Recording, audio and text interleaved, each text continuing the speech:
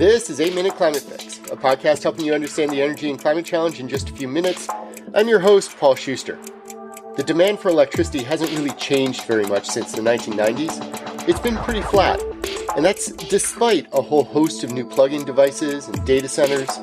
For all the demand for new power, there's been a corresponding efficiency improvement in offsetting that load, which means that utilities have had it kind of easy in simply operating and maintaining their existing infrastructure. That's changing in the throes of the energy transition. As buildings and vehicles electrify, as new AI data centers pop up across the country, the demand for new electricity is going to start to grow again. And that growth is going to stress a utility and regulatory system built around flat demand. Today, let's discuss the import of this new electricity demand and what the implications may really be. 8 minutes. It's how long it takes the sun's race to hit Earth, or about how long it takes for the kids to rip through unwrapping all of their presents on Christmas morning.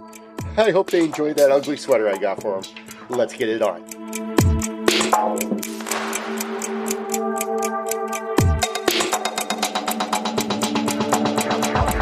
The last 2 decades have shown us that economic growth has now officially been decoupled from power demand. Since 2000, the U.S.'s gross domestic product has grown on average a little over 2.1% per year, but electricity demand has been flat. An increased focus on energy efficiency means that we're now generating more global output per unit of electricity than we ever have before. That means that power utilities have spent the last 20 plus years in a system that has had the good fortune to focus on reliability and safety, but not on how to grow. And that's changing. Load growth, that measurement of how the demand for power is changing, is expected to surge in the U.S. over the next decade, partially due to an increased electrification of our buildings and vehicles and industrial processes, and partially due to an increased demand for AI and cloud computing services from electricity-intensive data centers. But while we know that demand is coming, power utilities are having a difficult time managing to this new reality. For one thing, predicting new power demand is apparently pretty difficult. In the early 2000s, during that first period of flat power demand, electric utilities were caught off guard. According to RMI, their long-term power forecasts during that period consistently overestimated the need for new power by about 12%. That led to an overbuild of new infrastructure that wasn't needed and drove up the costs for power for all consumers. Fast forward to today, and we're at the other end of the spectrum. RMI conducts a periodic review of the long-term strategic plans that utilities submit to their regulators, something called an Integrated Resource Plan, or IRP. In those IRPs, utilities present their best forecast of load growth into the future. RMI's review found that in January of 2021, the average expectation of growth was about 8.2%.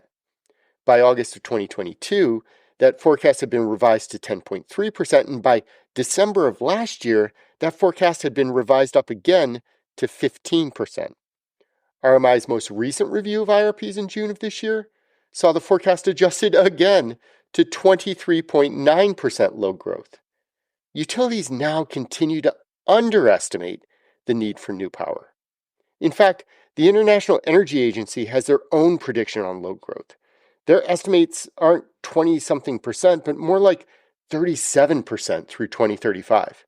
If we're going to meet our climate action goals, utilities, regulators, and policymakers are going to have to radically change how they think about power demand. The implications have a profound impact on the pace of the energy transition. The difference between the utilities' 24% growth versus the IEA's 37% growth is the equivalent of stalling the transition by almost a decade. The utility system isn't used to thinking about this rapid growth, and this is starting to affect not just the energy transition, but an industry that is all about rapid growth, that of high technology. Take AI and the huge demand that seemed to come out of nowhere for the data centers that support this new technology. And that's on top of an increased usage of cloud computing and offsite servers. As Wood Mackenzie's Chris Seipel points out, the constraint on companies looking to build out and capitalize on the AI boom may simply be whether they can find enough power. Add in the fact that those same technology companies are looking to power their data centers with renewable energy, And now you've got a situation where new generation is coming online to power new demand, and we're looking at a really significant portion of that being renewable, which is good, right? Well, the problem is, right now, we're just keeping up with those new demands on the power system. As Seifel points out, WoodMac's renewables additions forecast anticipates being able to handle about 2% load growth every year, which just keeps up with increased demand. But that means that we're not replacing any fossil units with those renewable facilities. Our utilities need those old emissions-heavy units to support the existing demand for power.